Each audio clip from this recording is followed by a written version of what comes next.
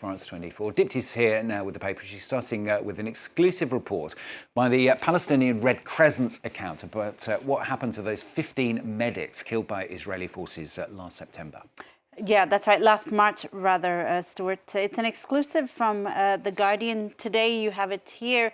The Guardian relaying this testimony that was given to the Palestinian Red Crescent Society by Asaad al-Nasasra. Now, he's one of two survivors from that March 23rd attack when 15 of his first responder colleagues were slaughtered by Israeli defense forces. They had been sent in to recover the bodies of two paramedics who had died in an earlier attack when their ambulances were ambushed.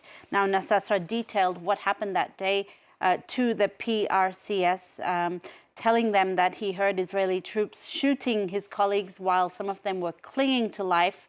Their bodies were later found in a mass grave with injuries indicating that some had died through blows to the back of their skull. Nasasra himself was detained and then tortured by Israeli forces for 37 days, including being subjected to solitary confinement, starvation, and having loud music played for long periods of time. Earlier this week, 27 Palestinians were killed in a series of shootings near food delivery sites. It's prompted a sharp rebuke from British Prime Minister Sir Keir Starmer. The Telegraph today reporting that at the House of Commons on Wednesday, he described Israel's recent action in Gaza as, quote, appalling, reiterated calls for a ceasefire. He also said that he wouldn't rule out imposing sanctions on Israel. You'll remember, of course, the UK, Canada, and France released a joint statement last month, Stuart, criticizing Israel for preventing aid from entering Gaza. Yeah, and the Washington Post has come under fire for a recent change it made to an article.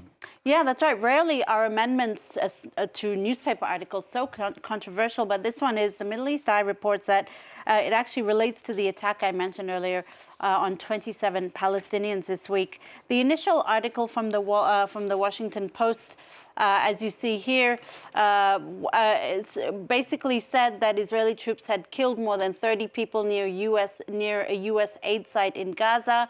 The headline attributing the action to health officials. In its amended statement, it said here, 31 people killed Sunday morning in southern Gaza, according to the Strip's health ministry, when Israeli troops opened fire on crowds. Now, the sort of vague rephrasing of that article has caused a lot of uproar on social media.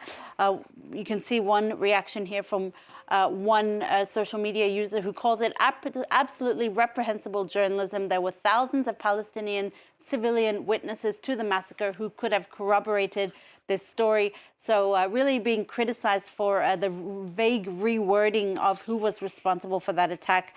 And after a sharp rebuke by a pro-Israeli billionaire, many are accusing Jeff Bezos of bowing down to pressure. Let's move on to something different. Dipti's found a very interesting piece in the Times of London. It looks at how the Mexican Sinaloa drug cartel is implanting itself here in Europe.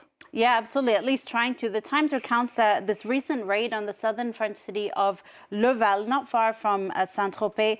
Here, they dismantled a meth lab inside an opulent villa. 5 Mexican members of the Sinaloa cartel had arrived in total anonymity. They are chemists who were sent to set up a meth lab with the intention of training locals to run the lab and then basically heading back home, and the cartel would have taken a cut of the profits. It is the first confirmed such Sinaloa operation on French soil. It also raises the specter of the cartel's growing influence on Europe. The Times of London says, of course, demand for cocaine is on the rise.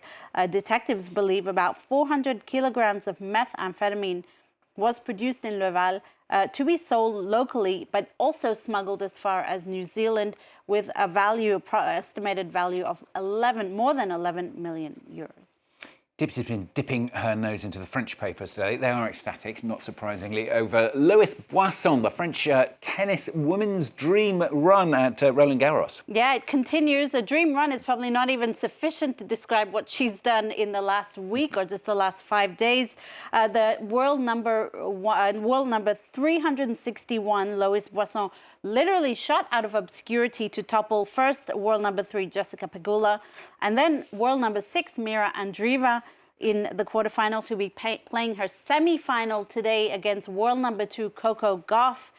Here she is on the front of Le Figaro, which pays tribute to her unbelievable 2-week run at Roland Garros. This is the front page of Libération, which says, calls her tennis masterful. You also have L'Équipe paying tribute to her. The French sports paper says Loïs Boisson at full speed ahead as she, of course, eyes a spot in the final of Roland Garros. And in its edition here, L'Équipe has actually, you have Mats Wilander, a former Swedish world number 1, who simply says, yes, she can do it. She could possibly go all the way, either way, so whatever happens. Yeah. She's definitely a hero for French people. So exciting. I loved watching the end of that just before the news came on last night. Finally, from Dipty, a new study, I like the sound of this, shows that smiling could be more efficient than Botox if you're looking after your physical appearance. Well, that's according to a Dutch study published recently. 114 participants who underwent Botox and dermal filler treatments were followed by researchers with changes in their appearance judged by more than 3,000 independent raters.